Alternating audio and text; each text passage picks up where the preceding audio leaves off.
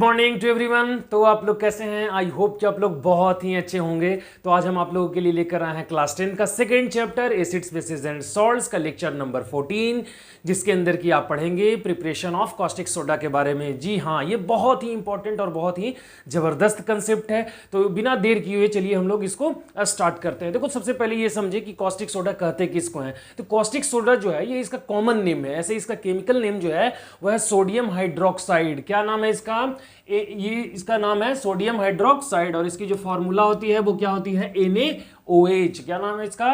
तो हम यहां लिख दे रहे हैं बाबू NaOH, और इसका जो नाम है केमिकल नेम हम यहां लिख दे रहे हैं। क्या नाम है?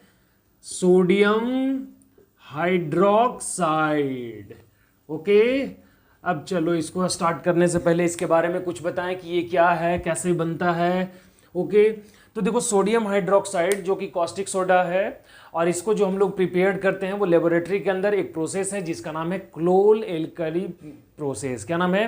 क्लोर एल्कली प्रोसेस। अब ये क्लोर वर्ड क्यों लगाया गया या कैसे आया, एल्कली वर्ड क्यों लगा रहा है, ये सबसे पहले समझना जरूरी है। ठीक है, तो जो कॉस्टिक सोडा, जो सोडियम हाइड्रोक्साइड बनाने की जो प्रोसेस है, जिस प्रोसेस से बनाया जाता है, उस प्रोसेस का नाम है क्लोर एल्कली। और ये क्लोर वर्ड जो है ये क्लोरीन गैस से आया है, क्योंकि जब ये सोडियम हाइड्रोक्साइड बनता है उस रिएक्शन के दौरान, उस प्रोसेस के दौरान क्लोरीन गैस भी लिबरेट होता है, इसलिए जो है वो क्लोरीन गैस के नाम पे हम लोग क्लोरो वर्ड यूज करते हैं। और सोडियम हाइड्रोक्साइड चूंकि वाटर में प्रेजेंट होता है उस टाइम, चूंकि वहां एक्वस कंडीशन में होता है, इसलिए हम लोग वहां एल्कली वर्ड लगाते हैं। चूंकि आपको पता है कि जब कोई भी बेस अगर वाटर में प्रेजेंट होता है तो हम उसको एल्कली वर्ड कहते हैं, या एल्कलाइन सॉल्यूशन कहा जाता है उसको। अब सोडियम हाइड्रोक्साइड जिस टाइम बनता है उस टाइम जो वो होता है वाटर में प्रेजेंट होता है, इसलिए एल्कली वर्ड लगाया जाता है। तो इस जो प्रोसेस से बनता है उस प्रोसेस का नाम क्या है बाबू? याद रखिएगा सारा कुछ। प्रोसेस कौन सा है? क्लोर एल्कली प्रोसेस। क्या नाम है? क्लोर एल्कली प्रोसेस। क्लोर जो है वो क्लोरीन के लिए, और एल्कली वर्ड है जो सोडियम हाइड्रोक्साइड के लिए है। ठीक है, इतना समझ आ गया। अब सबसे पहले हम ये कैसे बनाते हैं, क्या रिएक्शन होती है, उसके बारे में जानते हैं। तो ये देखो, ये जो है वो सोडियम क्लोराइड को लिया जाता है। ये ब्राइन सॉल्यूशन है, मतलब वैसा सॉल्यूशन जिसमें कि सॉल्ट हम लोग मिलाए हुए हैं, सॉल्ट प्रेजेंट है। तो हम लोग क्या करते हैं कि सोडियम क्लोराइड को ले लेते हैं और वाटर मॉलिक्यूल के साथ इसको मिक्स कर देते हैं। अभी हम प्रोडक्ट नहीं लिखेंगे कि क्या बना, क्योंकि जब प्रोडक्ट लिख दिए इसका मतलब बन गया, तो हम लोग बनाएंगे सबसे पहले, उसके बाद हम प्रोडक्ट लिखेंगे। सोडियम क्लोराइड को हम लोग क्या करेंगे? वाटर मॉलिक्यूल के साथ ऐड कर देंगे, वाटर में सोडियम क्लोराइड को डिसॉल्व कर देंगे। तो डिसॉल्व करने के बाद रिएक्शन कैसे होगी, रिएक्शन क्या होगी और क्या बनेगा, उसके बारे में देखते हैं। तो सबसे पहले हम आपके सामने एक यहाँ पिक्चर ड्रॉ करते हैं, आप ठीक से उस पिक्चर को देखेंगे। ठीक है, यहाँ एक हमने ले लिया, ऐसे एक बीकर ले लिया। Is that okay? अब इस बीकर के अंदर में हम क्या करेंगे कि 2 इलेक्ट्रोड ले लेंगे इस तरीके से। ध्यान से समझे सारा कुछ को। एक इलेक्ट्रोड यहाँ ले लिए और एक इलेक्ट्रोड यहाँ ले लिए, इस तरीके से। ठीक है, हम इसको मान लेंगे कैथोड। क्या मान लेंगे? कैथोड, जो कि क्या होगा? निगेटिव होगा। ये निगेटिव चार्ज कैरी करेगा, यहाँ इलेक्ट्रॉन डेंसिटी ज़्यादा होगी, यहाँ इलेक्ट्रॉन बहुत ज़्यादा मात्रा में होंगे, इसलिए हमने उसको कैथोड मानेंगे, निगेटिव। Is that okay? अब यहाँ जो है वो क्या रहेगा? एनोड। इस इलेक्ट्रोड का क्या नाम है? एनोड, जो कि क्या बिहेव करेगा? ये पॉजिटिव बिहेव करेगा। इसका बिहेवियर जो होगी वो क्या होगी? पॉजिटिव बिहेवियर की। अब हम जो है इसके अंदर में सबसे पहले वाटर मिला दे। क्या मिला दे बाबू? वाटर मिला दे। ओके, सारा कुछ समझ आ रहा है? बिल्कुल इजी वे में। अब एक काम करेंगे, इसके साथ कनेक्ट कर देंगे एक बैटरी। क्या करेंगे? बैटरी कनेक्ट कर देंगे इस तरीके से, पॉजिटिव टर्मिनल और निगेटिव टर्मिनल, पॉजिटिव एनोड के साथ और निगेटिव कैथोड के साथ। कोई प्रॉब्लम नहीं। अब क्या करना है? आपके सामने सारा कुछ सेटअप तैयार हो गया। अब इस सोडियम क्लोराइड को वाटर में मिला देना है। तो यहां ऑलरेडी वाटर मॉलिक्यूल है ना, H2O है, समझ में आ रहा है ना। अब इसके अंदर अब ऐड कर देना है क्या? NaCl, sodium chloride. अब सोडियम क्लोराइड के मॉलिक्यूल को ऐड कर दिया। यहां आपने क्या मिला दिया? NaCl, sodium chloride. अब देखिए जैसे ही इलेक्ट्रिक स्पार्क देंगे आप, इलेक्ट्रिसिटी देंगे, इलेक्ट्रिसिटी को पास करेंगे, तो यहां एक रिएक्शन होगी। क्या रिएक्शन होगी? तो सबसे पहले कोई भी आपस में सब्सटेंस जो नया बनता है, तो रिएक्शन के अंदर में हमने आपको बताया है कि जब कोई भी रिएक्शन कंप्लीट होती है, कोई भी रिएक्शन होती है, तो सबसे पहले जो रिएक्टेंट होते हैं वो अपने आप में डिसोसिएट हो जाते हैं और स्प्लिट अप हो जाते हैं। आफ्टर डेट नए मॉलिक्यूल्स एक दूसरे के साथ कंबाइंड करते हैं, आयन कंबाइंड करते हैं और एक नया सब्सटेंस बनाता है। ओके, तो सबसे पहले डिसोसिएट करेगा। तो ये क्या डिसोसिएट करेगा बताओ?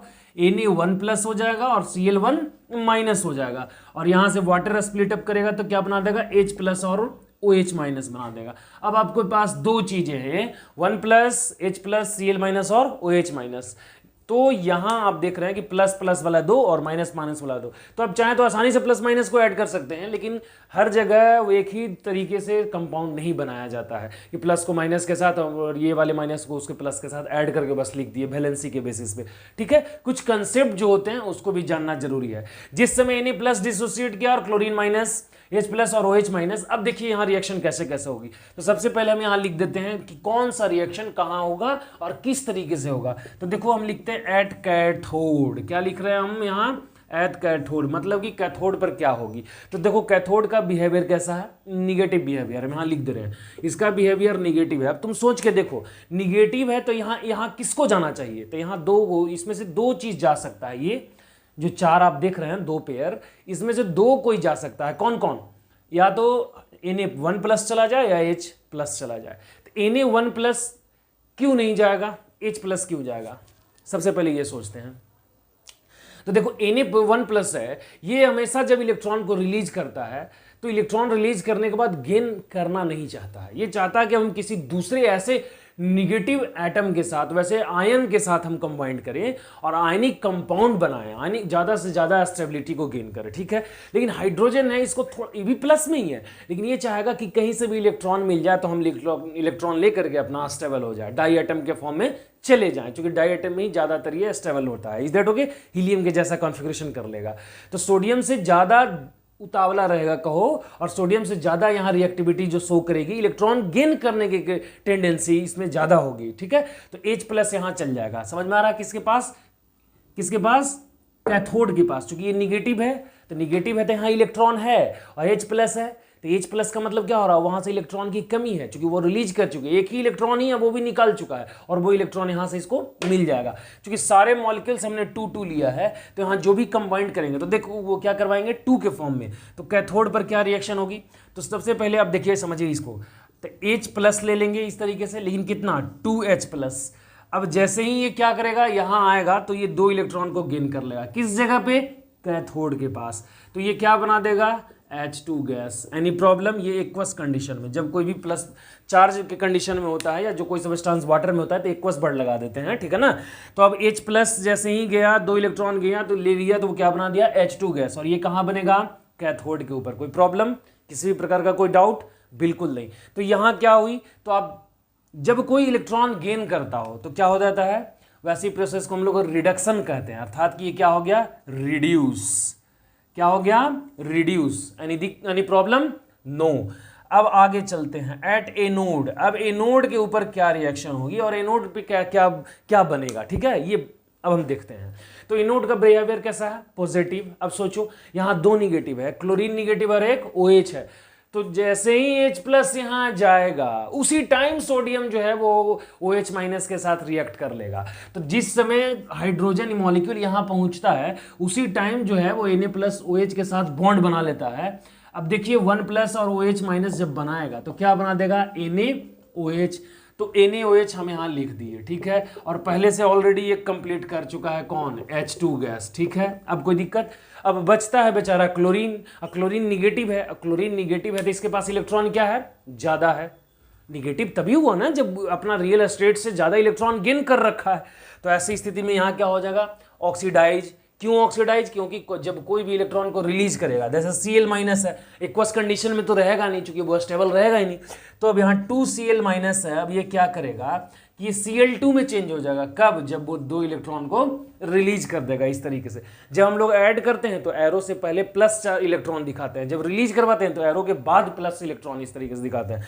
तो क्लोरीन 2 नेगेटिव था, अब यहाँ Cl2 में चेंज हो जाएगा। कब? जब 2 इलेक्ट्रॉन को वो रिलीज कर देगा। तब यहाँ देखिए क्लोरीन भी स्टेबल हो गया क्लोरीन के रूप में, गैस के रूप में। तो हम लोग यहाँ लिख देंगे Cl2 गैस। कोई दिक्कत?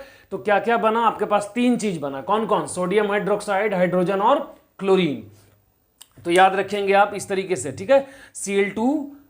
तो अब हम यहाँ ये क्या हुआ बताओ? तो जब कोई भी इलेक्ट्रॉन रिलीज करता है, तो जब इलेक्ट्रॉन रिलीज करता है तो ऑक्सीडेशन होती है, अर्थात कि ये क्या हो गया?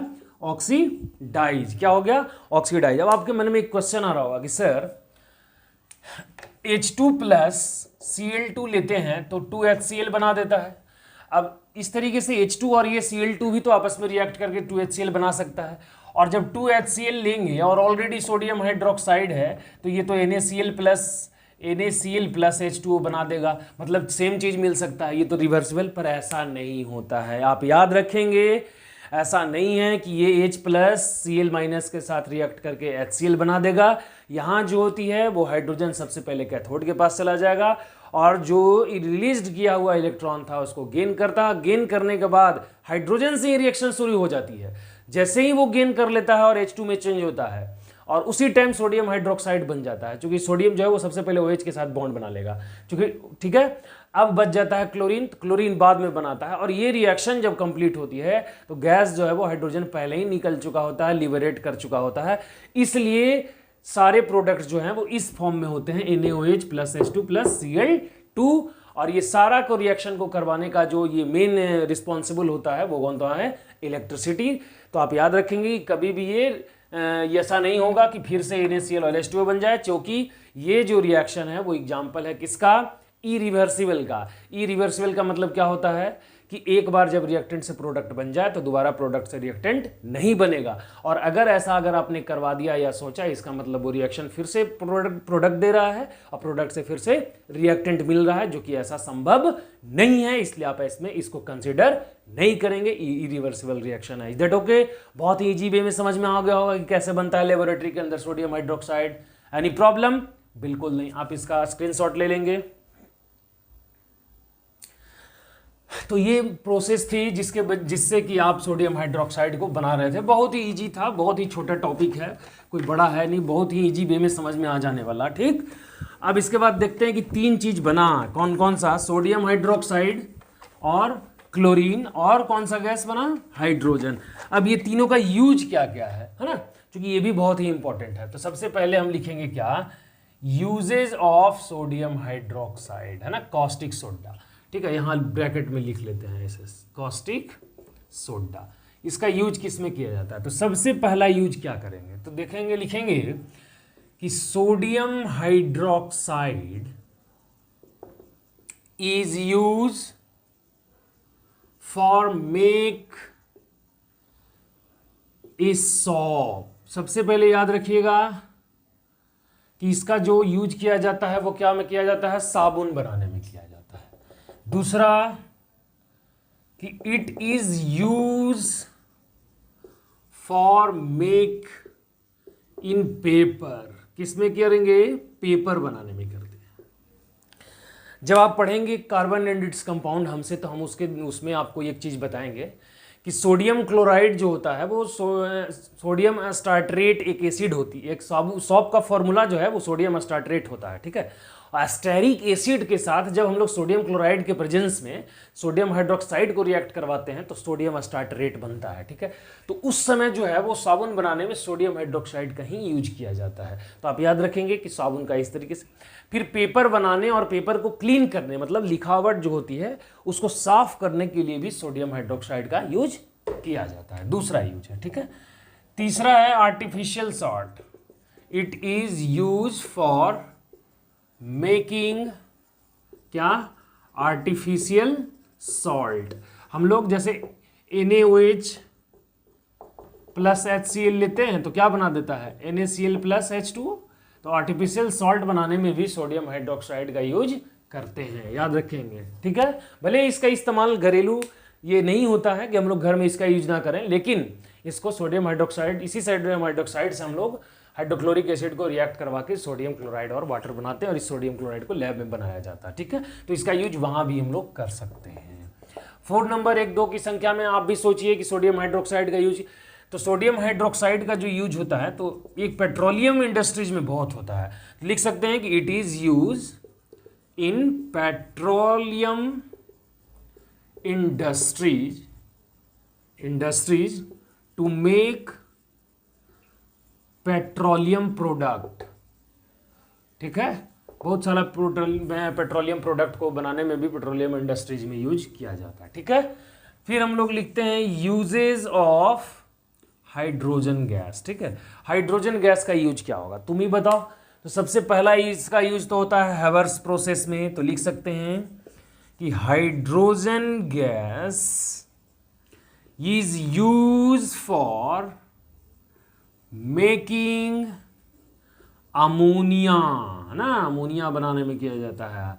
नाम है हैवर्स प्रोसेस। क्या नाम है? हैवर्स प्रोसेस। हैवर्स प्रोसेस के द्वारा अमोनिया को बनाने में इस्तेमाल किया जाता है हाइड्रोजन का। ठीक है, दूसरा आर्टिफिशियल वाटर के रूप में किया जाता है, आर्टिफिशियल वाटर के लिए भी बनाने में किया जाता है। ठीक है बाबू, तीसरा बनाओ आर्टिफिशियल, या फिर ऐसा लिख सकते हो कि it is use for making vegetable oil. ठीक है ना, वेजिटेबल ऑयल बनाने में भी इस हाइड्रोजन गैस का यूज किया जाता है। ओके, तो आप इसका भी स्क्रीनशॉट लेंगे। अब एक तीसरा प्रोडक्ट जो बना था, क्या नाम था उसका? Chlorine gas. अब उस क्लोरीन गैस का भी यूज आप देख लें कि उस क्लोरीन गैस का यूज क्या है, कब करेंगे, किस चीज के लिए करते हैं। तो क्लोरीन गैस का तो सबसे बड़ा यूज है ब्लीचिंग पाउडर बनाने में, तो यहां लिख देंगे यूजेस ऑफ क्लोरीन, है ना, गैस। इस तरीके से ऐसे लिख देंगे Cl2G। अब ठीक है, तीसरा नंबर इसका फर्स्ट क्या है, तो लिख देंगे कि it is use for making for bleaching powder, formula CaOCl ठीक है। दूसरा, it is use for making, क्या बनाने में यूज किया जाता है, तो एंटी सेप्टिक क्रीम। ठीक है, इसको एंटीसेप्टिक क्रीम बनाने में भी यूज किया जाता है। किसका? क्लोरीन का। यह चूंकि एंटी बैक्टीरियल एंटी फंगल होता है, और इसी एंटी फंगल और एंटी बैक्टीरियल के वजह से हम लोग वाटर को प्यूरिफाइड करने, वाटर के अंदर जो जर्म्स वगैरह बैक्टीरिया वगैरह होता है उसको किल करने के लिए भी यूज किया जा सकता है। तो लिख सकते हैं, किया जाता है, तो लिख सकते हैं क्या कि इट इज यूज फॉर क्या, किल जर्म्स इन वाटर। हाँ वाटर, बस ऐसे ही, या फिर ट्रीटमेंट ऑफ वाटर या ट्रीट ऑफ वाटर ऐसा भी लिख सकते हैं। तो इसका भी स्क्रीनशॉट ले लो। तो बहुत ही आसानी से ये समझ आ गया होगा कि सोडियम हाइड्रोक्साइड हम लोग लैब के अंदर कैसे बनाते हैं। बहुत सिंपल मेथड है, कुछ है नहीं, सोडियम क्लोराइड को वाटर में मिलाना और स्प्लिट अप करवा देना। मेन इसमें जो है ना वो प्रोसेस पकड़ना है कि कौन सा कैथोड पे रिएक्शन हो रही है, कौन सा एनोड पे। तो बस तो एक ही चीज़ ही हो रही है, कैथोड पे है वहाँ इलेक्ट्रॉन ज़्यादा है, वो उसका इलेक्ट्रॉन वहाँ गेन करना है, यहाँ इलेक्ट्रॉन लॉस करना है। कैथोड पे क्या कर लेना है, गेन कर लेना है, एनोड पे लॉस करवा देना है, बस बन गया। सिंपल सा तो मेथड है। हाइड्रोजन वहाँ गया था तब तक घूमने फिरने, बनने के लिए सोडियम हाइड्रोक्साइड इधर चट से रिएक्शन कर लिया, क्लोरीन बेचारा बच गया। क्लोरीन भी अपना सोचा कि चलो हम इलेक्ट्रॉन रिलीज करके स्टेबल हो जाते हैं। ये बहुत ही सिंपल मेथड है, बहुत ही आसानी तरीके से ये आपके सामने आपने देखा भी कि समझ आ गया होगा। अगर कोई भी प्रॉब्लम रहा होगा या फिर कोई ऐसा कि मतलब सर यहाँ समझ नहीं आया, यहाँ कैसे कर दिया, लगे ऐसा होगा नहीं, लेकिन अगर ऐसा है तो आप वहाँ कमेंट में पूछेंगे। अब हम जैसे ही आपका ये आएगा हम वहाँ ज़रूर बताएंगे कि इस तरीके से आप करेंगे तो जल्दी से समझ आ जाएगा, या यहाँ पर ये ऐसे करो तो आपको समझ आ जाएगा। Is that okay? Main oxidation और रिडक्शन का ही कंसेप्ट था, इसमें मेन पकड़ना है कि कौन ऑक्सीडाइज हो रहा है, कौन रिड्यूस और कहाँ हो रहा है और क्यों होगा, जो कि हमने बता दिया। ठीक है, अगर आप नहीं देखे हैं कि ऑक्सीडेशन रिडक्शन कैसे पकड़ते हैं, तो ऑक्सीडेशन रिडक्शन का जो लेक्चर है इसके वीडियो के डिस्क्रिप्शन में लिंक में दिया हुआ है, उसका लिंक जो है वो दिया हुआ है, आप वहाँ से उसको देख सकते हो। जब वहाँ देखोगे तो ज़्यादा क्लियर हो जाएगा। ठीक है, तो आज इस लेक्चर के अंदर इतना ही, और जल्दी हम लोग मिलेंगे नेक्स्ट लेक्चर के अंदर। तो आज के लिए इतना ही, धन्यवाद।